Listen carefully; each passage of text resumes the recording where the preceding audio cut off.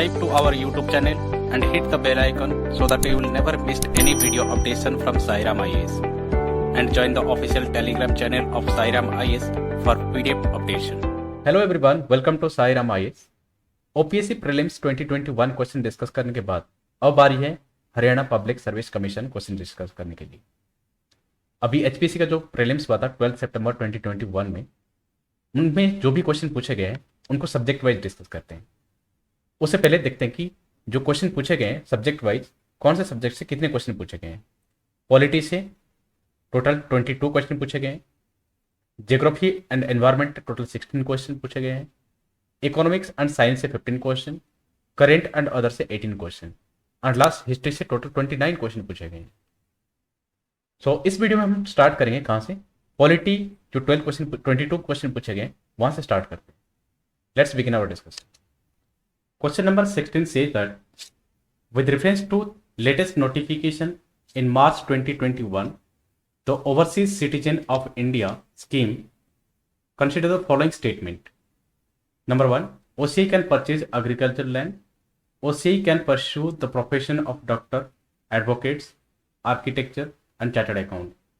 Third option ये रखी, OCI needs special permit to visit any area in India notified as protected, restricted or prohibited by central government or competent authority. ये statement तो सही कह रहा है कि नॉर्थ ईस्ट में कुछ रीजन है जो कि गवर्नमेंट ने जिसको रिस्ट्रिक्टेड एरिया डिक्लेयर किया है, जैसे कि फॉर एग्जांपल अरुणाचल प्रदेश, नागालैंड, मणिपुर, मिजोरम। ये सब स्टेट जो है, इन स्टेट को मतलब ये क्या है, प्रोटेक्टेड एरिया के अंदर आता है। इन स्टेट में एंटर करने से पहले आपको इन स्टेट अथॉरिटी से आपको क्या करना लेना पड़ेगा, परमिशन लेना पड़ेगा, जिसको कहते हैं ILP, that is inner line permit. So ये ओसीआई के लिए तो दूर की बात है, ये इवन इंडियन सिटीजन को जाने के लिए भी यहाँ से परमिशन लेना पड़ेगा। तो ये तो स्टेटमेंट सही कह रहा है। फोर्थ ये कह रहा है कि देखो ये स्टेटमेंट सही है, इसका मतलब अगर आप एलिमिनेशन करोगे A हट जाएगा, B हट जाएगा, D भी हट जाएगा, सिर्फ एक ही ऑप्शन बचा है C, and this will be the correct answer. Second option तो सही कह रहा है कि OCI can pursue profession doctor, ये तो ठीक है। एंड एग्रीकल्चर लैंड परचेज नहीं कर सकता, ये स्टेटमेंट गलत है। एंड ये रिसर्च अंडरटेक मशीनरी ये भी नहीं कर सकता। So the correct answer will be C. Question number 46, arrange the following cases related to basic structure of constitution in chronological order. ये हमने इंडियन पॉलिटी में डिस्कस किया था। जो मिनरल मिल्स केस आया था वर्सेस यूनियन ऑफ इंडिया, ये 1980 में आया था। Golaknath case versus state of Punjab, ये आया था 1967 में। Keshavananda Bharati case is a famous case जिसमें 13 सुप्रीम कोर्ट जजेस बैठे थे, और ये Keshavananda Bharati case versus state of Kerala आया था 1973 में। And Indira Gandhi versus Raj Narain case आया था 1975 में। तो ये क्रोनोलॉजिकल ऑर्डर में अगर हम रखें इसको, तो क्या आ जाएगा, पहले आएगा 1967 गोलकनाथ केस, सेकेंड पहले आएगा, फिर 1973 Keshavananda Bharati case, second, fourth, third और 1। तो answer will be B. Question number 47 assertion से रिलेटेड है। अजर्सन ये कहता है finance bill can be introduced only in Lok Sabha, that is lower house, and the reason is lower house is directly elected by the people. ये A वाला जो कह रहा अजर्सन जो कह रहा है, ये तो ठीक है कि लोकसभा में ही इंट्रोड्यूस किया जा सकता है। और फाइनेंस बिल में हमने देखा था 2 टाइप्स ऑफ फाइनेंस बिल है। वन इज अंडर आर्टिकल 117 सब प्लस 1 एंड आर्टिकल 117 सब प्लस 3। ये दोनों जो है ये फाइनेंस बिल के अंदर आता है, और दोनों को हाउस में इंट्रोड्यूस, कौन सा हाउस में इंट्रोड्यूस किया जा सकता है, ओनली लोकसभा में, दैट इज लोअर हाउस। लेकिन रीजन जो है वो गलत है कि डायरेक्टली इलेक्टेड बाय पीपल, ये रीजन गलत है। So A is true but R is false. C will be correct answer. Question number 48 says that the notion of upholding and protecting the sovereignty, unity, integrity of Indian contained in A. Preamble, B. DPSP, C. Fundamental duties and D. Fundamental rights. Indian constitution हमने part 4 A discuss किया था, जिसके अंदर article 51A addition हुआ था, और इस article 51A के अंदर हमने sub clause A, B, C देखा था। Article 51A sub clause C क्या कहता है? To uphold and protect the sovereignty, unity and integrity of India. तो और पार्ट, ये जो पार्ट 4A जो है, ये किसके अंदर आता है? फंडामेंटल ड्यूटीज के अंदर आता है। तो the correct answer will be C, fundamental duties. 49 question number, the term liberty, equality, fraternity used in preamble of the constitution of India are inspired from which revolution? सी, ये तो हमने डिस्कस किया था। अब कितनी बार डिस्कस किया कि फ्रेंच रिवोल्यूशन से ही ये लिबर्टी, इक्वालिटी, फ्रेटर्निटी जो है हमने इंस्पायर्ड मतलब एडप्ट किया था। Next question, question number 50, what is the name of our country as given by the constitution of India? Part 1 में ही ये आता है। पार्ट 1 में आर्टिकल नंबर 1 क्या कहता है? आर्टिकल नंबर 1 से that describe India that is Bharat as a union of state. India that is Bharat union of state rather than federation of state. India क्या है? फेडरेशन ऑफ स्टेट नहीं है, यूनियन ऑफ स्टेट है। So the correct answer will be C. Next question, question number 51, in which part of the constitution of India is mentioned the promotion of international peace and security? ये part 4 में आता है। Part 4A में हमने क्या देखा था? Fundamental duties. और इससे पहले पार्ट 4 क्या आता है? किसकी बात करता है? डीपीएसपी। और डीपीएसपी के अंदर हमने क्या देखा था? आर्टिकल 36 से लेके आर्टिकल 51। और आर्टिकल 51 क्या कहता है? आर्टिकल 51 से that promote of international peace and security and maintain just and honourable relation between the nation. So the correct answer will be that is D, DPSP. Question number 52 says that under which article can any citizen of India move directly to the Supreme Court of India for violation of any of his her fundamental rights? Fundamental rights हमने कहाँ देखा था? Part 3 of the Indian constitution हमने देखा था। And this part 3 of Indian constitution which deal from article number 12 to article number 32। And what article 32 says? Article 32 says that it guarantees the right to move the Supreme Court for the enforcement of fundamental rights and empower the Supreme Court to issue direction or order or writ for the purpose। अगर कोई भी citizen है, अगर article 12 से लेकर article 32 के अंदर कोई भी आर्टिकल वायलेशन होता है तो the person can directly move to the supreme court. और under which article? Under article 32। अगर हाई कोर्ट जाना है तो आपको आर्टिकल 226 के तहत आप इशू कर सकते हो। तो यहां पर सुप्रीम कोर्ट के बारे में बात किया है तो under article 32, A will be the right answer. Question number 53, match the list 1 with list 2 and select the sequence correct answer। A कहता है recognised language, B anti defection, C state of union territory, और इधर schedule दिया हुआ है। देखो हमें पता है एंटी डिफेक्शन जो है वो 10th शेड्यूल के अंदर आता है। सो बी हमारा हो जाएगा क्या? 2 हो जाएगा। Allocation of Rajya Sabha of seat, ये हमें पता है 4th शेड्यूल के अंदर आता है, तो डी हमारा 1 हो जाएगा। तो यहां पर देखो ऑप्शन D1 कहां पर है? D1 यहां पर है और B2 है। हाँ, B2 मिल गया, D1 मिल गया। Schedule area and schedule tribe area, ये तो हमें पता है किसके अंदर आता है? 5th शेड्यूल के अंदर आता है, ये 3 आ जाएगा, तो ये हमारा 3 हो जाएगा। तो यहां पर आंसर मैच हो गया लगभग। So correct answer will be C. Question number 54, which one of the following is correct chronological order of the conferment of the full statehood of the Indian Union। यहाँ पे 4 स्टेट दी गई है और इन चारों state में आपको क्रोनोलॉजिकल ऑर्डर में रखना है। नागालैंड, हरियाणा, अरुणाचल प्रदेश, सिक्किम, ये 4 स्टेट हैं।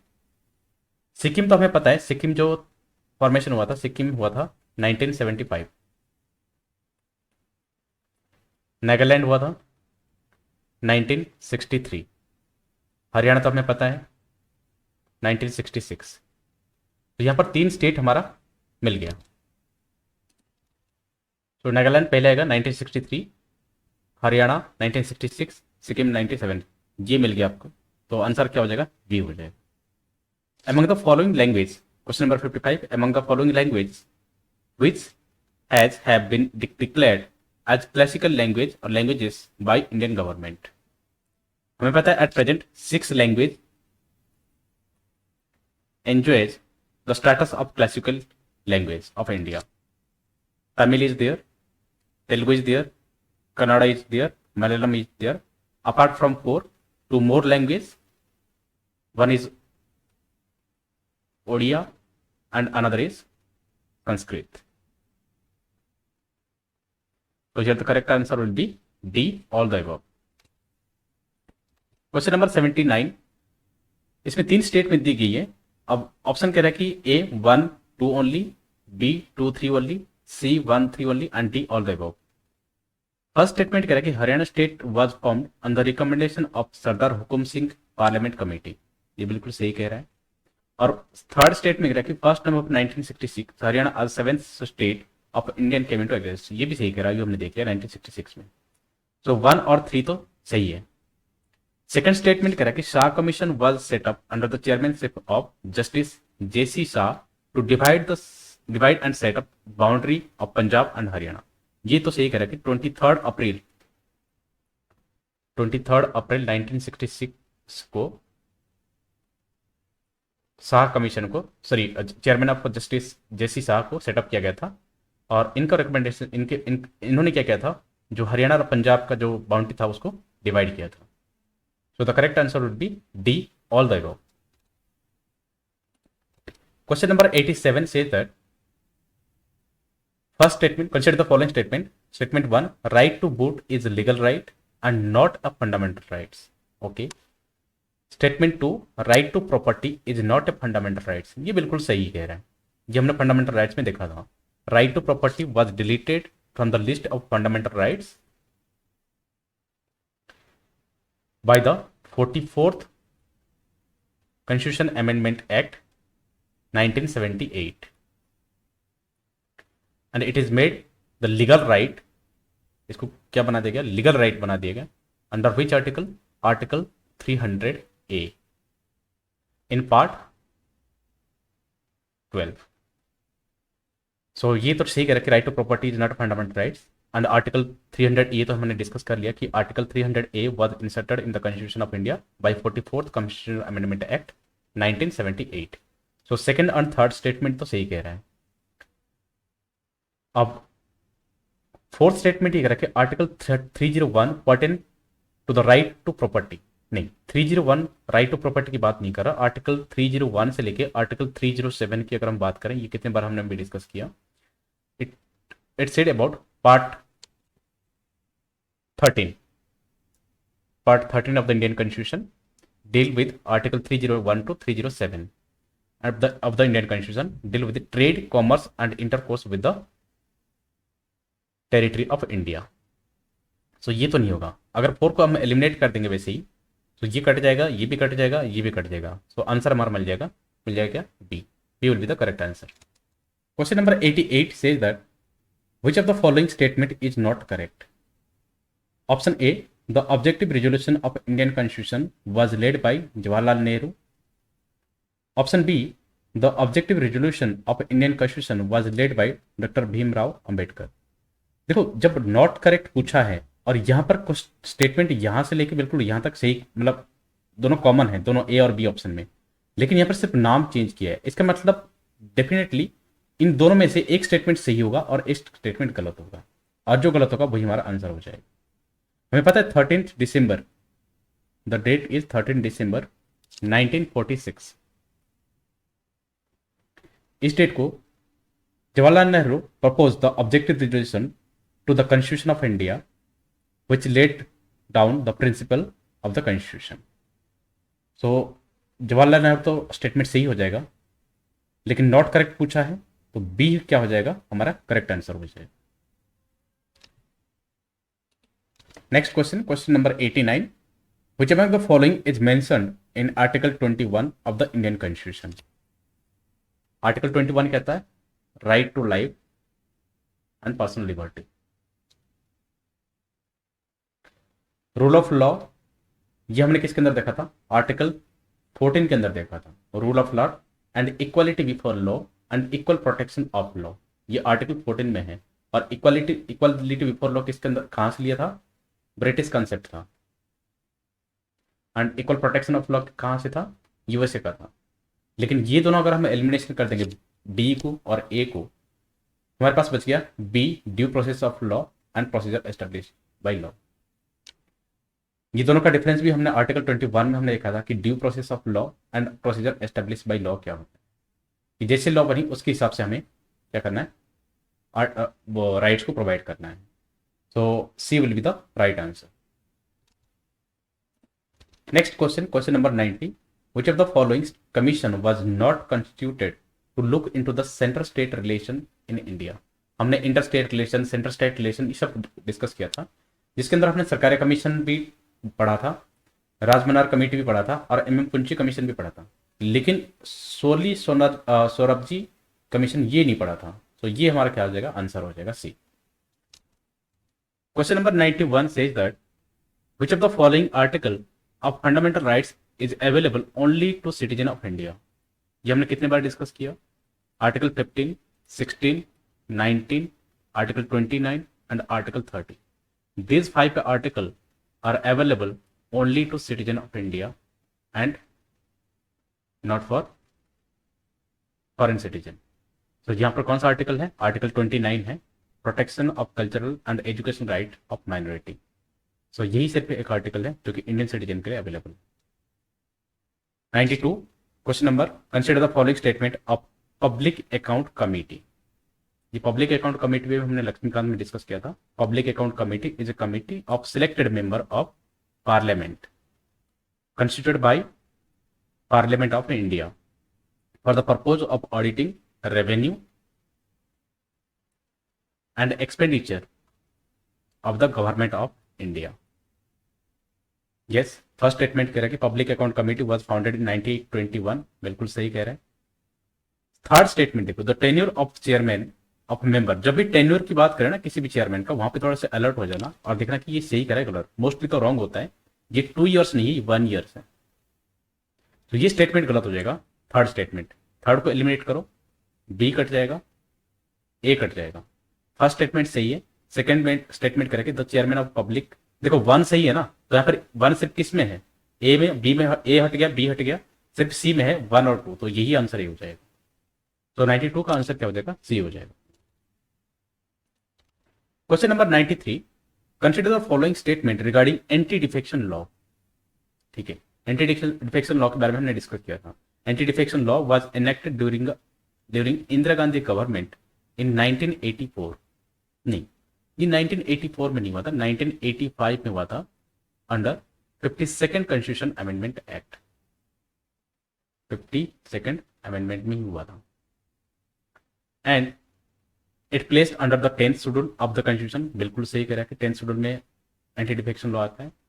Third statement, anti defection law was further strengthened by 93rd amendment in 2003। नहीं, 2003 में तो हुआ था, लेकिन 93rd अमेंडमेंट से नहीं हुआ था, 91st अमेंडमेंट से हुआ था। सो 3 ऑप्शन यहां से कट हो जाएगा, 3 कट कर दो, बी कट जाएगा, सी कट जाएगा और 1 तो हमारा पहले से कटा हुआ है।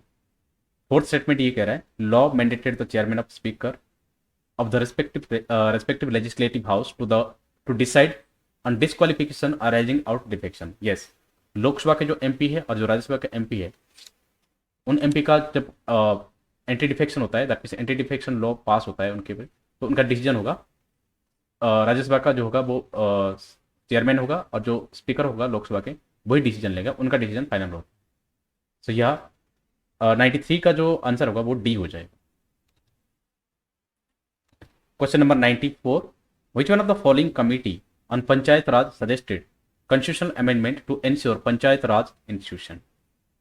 देखो ये सब कमेटी तो हमने डिस्कस किया था, लेकिन LM Singhvi committee which was enacted in 1986 during the Rajiv Gandhi government, he appointed a committee to prepare a concept paper on revitalization